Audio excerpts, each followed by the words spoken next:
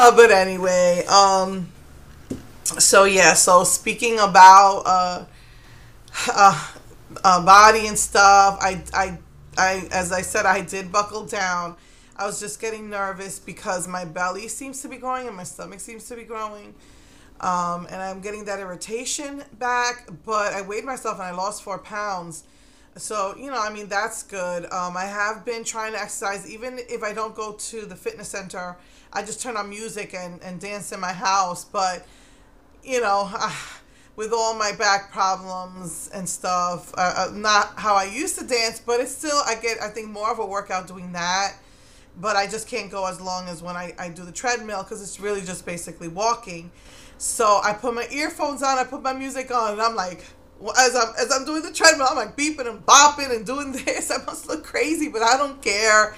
I can go half an hour on the treadmill, but at home, I'm like, really trying to move especially my lower part of my body because of my big belly. Just try to really work that part more, and I can only go about 20 minutes because it's a more intense of a, exercise or activity, I should say. So usually if I'm going to be active during the day running around or something, of course I won't exercise. But if it's cold, like it's weird, it's just been cold here in Houston, I'll just do 20 minutes in my house. If it's not, I'll go to the fitness center and I'll do the treadmill. As far as the dog is concerned, I'm like exhausted to the max. I was really happy because for 2 days she was using her pad. I was trying to get a system down of every 2 hours, taking her to the bathroom or taking her to the patio. I even bought a potty patch, and it really is investing money here. I'm thinking about taking the potty patch back because it was kind of pricey, but I'm just desperate. I don't want my house to smell like urine. I'm trying, if I catch her, we clean it so that she won't urine in the house. I take her every 2 hours, and for 2 days that was working really well, where she would use the pad. And especially if it was kind of cold out, which I don't like going on the patio because it's cold, but if I do, I guess because of the cold, if I stand there and say, use it, she'll do it. And then it was as if, I don't know what happened. It's like if she's just being defiant and she like refuses to use the pad and she'll like go on the cement and we're scrubbing it up and or just go miss the pad or, if she misses the pad, I want to think that she was trying, but I mean, when you're going 5 feet, 10 feet away from the pad, she like just doesn't want to be in the bathroom or out in the patio to use the pad, and she just wants to go in my house. And man, it was rough. I would leave her in for about 20 minutes because one time I left her in for an hour and a half and she still didn't do anything, and I felt guilty. I don't want her to be confined like that all the time, especially yesterday. Yesterday was the most stressful day because she wouldn't go, and I didn't want her to go on my rug, and I was all day trying to get her to go. And then sometimes I just leave her out in the patio for like maybe 15 minutes. It's really cold, so I don't want to leave her out too long because she's a Chihuahua. They're tiny, they don't have fat, they get really cold, and she wouldn't go, so I locked her in the bathroom. She was in that bathroom like I think over an hour again, and I feel bad because this morning it was hidden. She did go outside on the cement, not on the pad.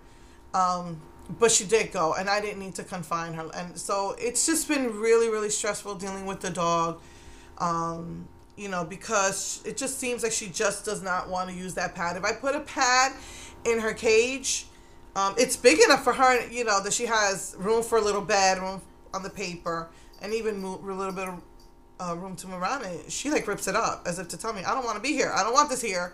So I figure, okay, she doesn't want to go on her cage. She did the first day, but not after that. So, I'll lock her in the bathroom. And if I get tired of standing over her, like the first 2 days was great. I'd say, go potty, she would do it. I was like, that's awesome, go potty, go potty. Even though I had to say it 100 times, she did it. And now she's like, and just like, literally just ignores me and starts looking, if we're on the patio, just looking at the cars passing. I mean, literally just ignore. I would swear she's being just defiant.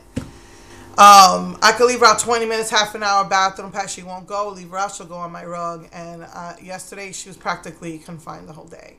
And the truth is, I don't get a moment's peace. Like, sometimes I just lure her into the cage with peanut butter in her Kong just because I just need an hour or two of just rest and peace.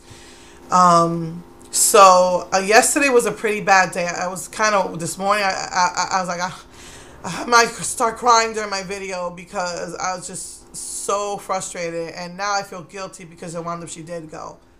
It was just hiding in a corner and we didn't see it. I saw it this morning when I was pinning my hair. I was looking for my pins and I was like, oh my goodness, what's that out? It was in a corner outside. So anyway, I saw it by the window.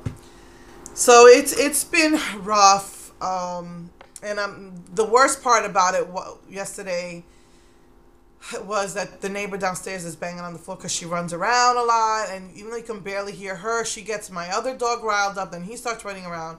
And it was 10 o'clock at night, and she banged so hard that the floor like vibrated, and so I had a hard time catching her to put her in the cage to calm down, and she keeps on banging until she heard everything stop. So I'm like, I'm afraid of getting in trouble with the landlords, because these landlords are really, really strict. I mean, they allow pets, but so it's been very stressful. That, I think that was the last straw last night. I was like, this morning I just wanted to cry. I'm like, I don't know what to do. She started chewing the second collar we bought her. We put it on the tightest one, and she still chewed off the brand new collar. And these things are like $8, I'm like, I'm not going to keep buying that. I'm thinking of returning the potty patch because we had a moment of warmth out. It's cold out there, and she's just refusing to go. And she's freezing. And I leave her out there for about 15 minutes or less because I feel so bad for her. I'm just a softie. She used the potty patch to lay on because the sun was hitting it and it was warm. So I'm like, they said I could, get my money back. So I'm gonna. It's hard for me to get her to use it right now because it's so cold out there. Because I'm tired of standing out there in the cold, and she's just literally she just ignores me. She wants to look at the cars, and then as soon as I start walking to go in, she runs after me. She wants to play, and she's on her little hind legs, putting her paws on me. I mean, she just gets so excited and wants to play. I'm like, for 6 months? I mean, shouldn't she have calmed down? Shouldn't she have been trained by now?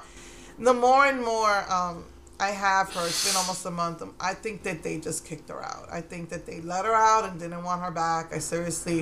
Because really, I mean, at 6 months, she should have been trained by whoever had her. And I know someone had her because she was clean. She had no fleas.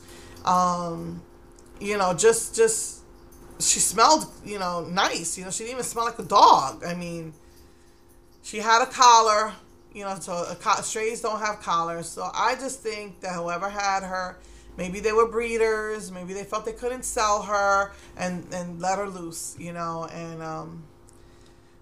so we have a gate, and I thought the gate had a wider door, and me and my son are having trouble going through it because, we're heavy. And I'm like, my goodness. So it's becoming like more of an expense than I thought it would. But just the thought of giving her up just kills me, especially putting so much work into her. Right now I have her in the bathroom because she climbs the table. I don't like when she does that. She knows I don't like it. She's going for my cat food. I have to keep my cat food on the table. We don't even eat at the table anyway, and if we do, I wipe it down really good. But my dog will eat my cat's food, so I don't want put that on the floor, so I keep it up there. She jumps up there and gets the food. So she was already in the cage this morning for like an hour and a half, and I'm trying to get her to go in the bathroom. She hasn't gone. I'm gonna go check now when I finish this video. As far as my nails, I think it's the stress. My nails are as short can be, and they're still breaking down here. Like this one just started growing past the tip, which is how I like my nail to grow, just past the tip, and it's already breaking. It's catching into my hand. And I honestly just think it's the stress because I'm taking biotin. I'm taking vitamin B on top of that for my blood pressure. Biotin's good for diabetes. And vitamin B's is good for your blood pressure. And I've been taking that. And my nails I'm getting back into eating more protein. So, it seems like it's not a problem of them growing. It's just a problem of the how just weak they are. I mean, at least it took me 6 months, but I got a decent length, not nothing long, but a decent length past the tip. They will, as soon as they start going past the tip, they're breaking on me. They're just so weak. I've been using so many different things from Sally's, I have a stash. I said if ever I stop doing my nails, I have like a stash of Avon stuff. And again, it helps my nails to grow, but they're still weak. Oh, that's my Gigi. That's my Gigi Ligi. My Gigi. Cats are not. She likes to eat my dog's food. My dog likes to eat the puppy food, and the puppy likes to eat her food. It's crazy.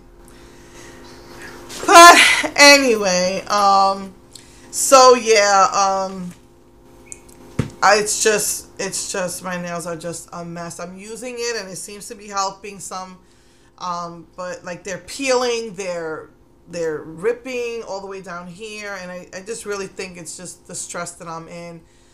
You know, with this Obama stuff, this healthcare, forced healthcare, it's already, you know, getting on my nerves because, you know, we went to the doctor saying it's mandatory that we have this physical, or they're going to charge us the higher premium. They'll charge us the lower premium if we get this physical, 100% paid for. And the doctors are already doing their little money racket and making you come back for stuff that's not necessary and it's not covered, and we have a high deductible. So that's just getting on my nerves. And so I'm frustrated with this dog. I'm frustrated with, you know, with this Obama thing. And all of this has to be done by March 1st. So that they'll lower the deductible. I think if you don't do it by March 1st, they will not lower. I mean, not lower the deductible, lower the premium. This is just very frustrating. You know, so if you don't have it by March 1st, they won't lower the premium. So I if I'm not mistaken, I think it saves us about $80 a month. So, you know, I've been really frustrated out of my mind. I've been stressed out of my mind trying to take care of that. Trying to take care of this dog. You know, taking care of other things, you know, for family, you know, trying to do a budget. I've just been stressed to the max, and I think that's why my nails just aren't growing. So yeah.